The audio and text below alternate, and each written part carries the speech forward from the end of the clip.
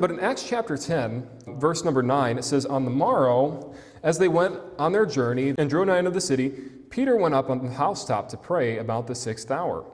And he became very hungry and would have eaten, but while they made ready, he fell into a trance, and saw the heaven opened, and a certain vessel descending unto him, as it had been a great sheet knit at the four corners and let down to the earth." So Peter is having this vision, and he sees this sheet that's just coming down from heaven. And the Bible says, "Wherein were all manner of four-footed beasts of the earth, and of wild beasts and creeping things and fowls of the air. And there came a voice to him, Rise, Peter, kill and eat."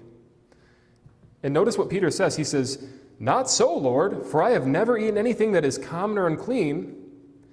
And in verse 15 it says, "And the voice spake unto him again the second time."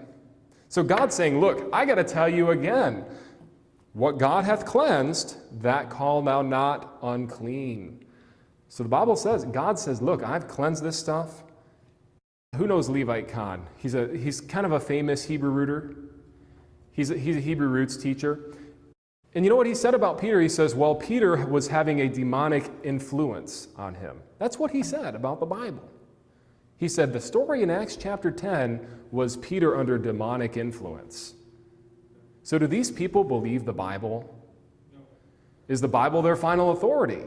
No. So where does it come from? I'll tell you where it comes from. YouTube. Study to show thyself approved unto God is what the Bible says.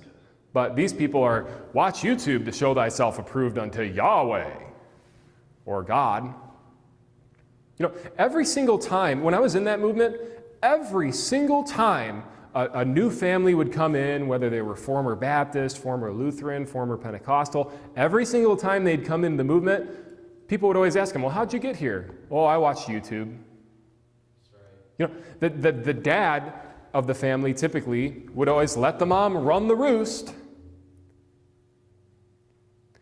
You know, and people are, oh, you know, you're sexist, Brother Powell. That's like racism. No, that's how God set it up.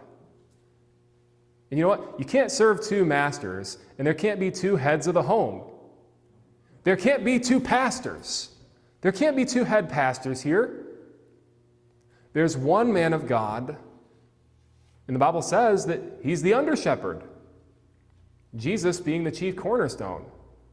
The Bible says, obey them that have the rule over you, who watch for your souls.